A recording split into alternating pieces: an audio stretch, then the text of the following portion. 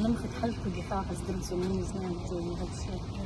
В дом вода вообще зашла так неожиданно, что мы растерянные, я детей всех отправила. Сама вот так в воде стояла, просто сейчас вода ушла. А у нас авожу, А кухня был гафита хаус, и налогями и набилась гипертицией.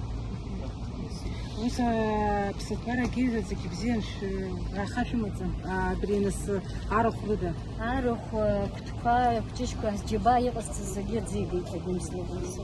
Мой труд весь пропал, лишь бы мы живы остались, вот и все.